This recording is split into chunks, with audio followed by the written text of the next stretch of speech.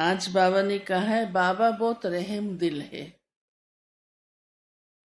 तो इसलिए बाबा ये चाहता है कि मेरे बच्चों की तकदीर बहुत ऊंची बन जाए।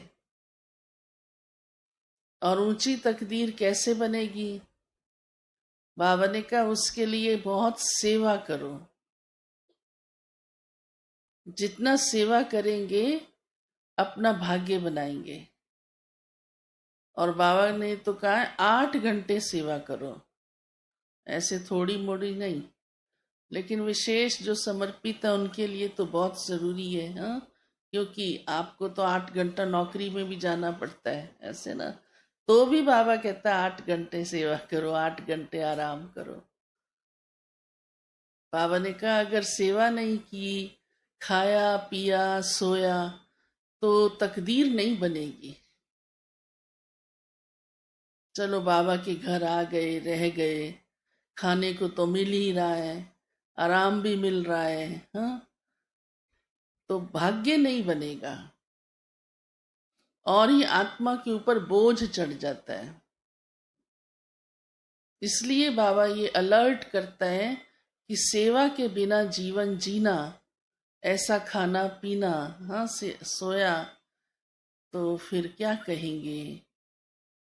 तकदीरवान तो नहीं कहेंगे ना। आज बाबा ने इस बात के ऊपर बहुत कहा है। बाबा ने कहा ब्राह्मणों का तो काम ही सेवा है, पढ़ना है, पढ़ाना है। तो बाबा हम बच्चों को ये बात बहुत ध्यान पर अच्छी तरह पक्की कराते हैं। फिर बाबा ने कहा मैं आकर के आप सबको नई नई बातें सुनाता हूँ, जो आज तक दुनिया में किसी ने नहीं सुनाई है। नई नई श्रीमत देता हूँ। किसी ने बताया था कि सतयुग में चलना है, सोने के महल में रहना है, तो सारी ऐसी बातें जो आज तक कोई ने नहीं बताई थी। भगवान कब आता है, क्या करता है, तो बाबा कहते मैं आकर के तुम बच्चों को ये सारी नई नई बातें सुनाता हूँ।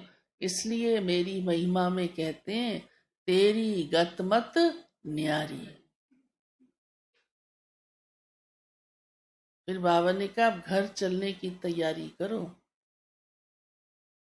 और अक्सर देखो हम आजकल सुनते हैं, हाँ, फिर तैयारी करते हैं, सुन तो हम लेते हैं। 2 दिन पहले भी बाबा ने कहा था। बाबा तो कितनी बार हम बच्चों को ये बात याद कराता है, तो बाबा को मालूम है इनकी तैयारी बड़ी ढीली है। ऐसे ही हमको घर चलना है, उसकी तैयारी कौन सी है ये भी आप जानते हो। तो बाबा कहता है ये देह को भूलो, संबंधों को भूलो, धर्मों को भूलो, ये भी नहीं याद रखने की जरूरत है।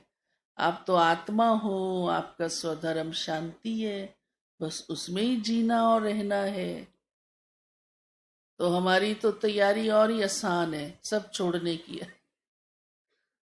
तो बाबा कहता है अब तो परम धाम चलने की तैयारी करो, बुद्धि से सब कुछ हटा दो। बस एक मैं और एक बोलो बाबा। बस ये तैयारी तो आसान है ना। भूलना आसान होता है ना, याद करना मुश्किल होता है। हाँ, भूलने की तो बड़ी आदत पड़ी हुई है। तो भूल जाओ, जो याद नहीं करना उसे भूल जाओ, जिसकी जरूरत ही नहीं है उसे भूल जाओ। बस बाबा को याद करो, आसान है ना।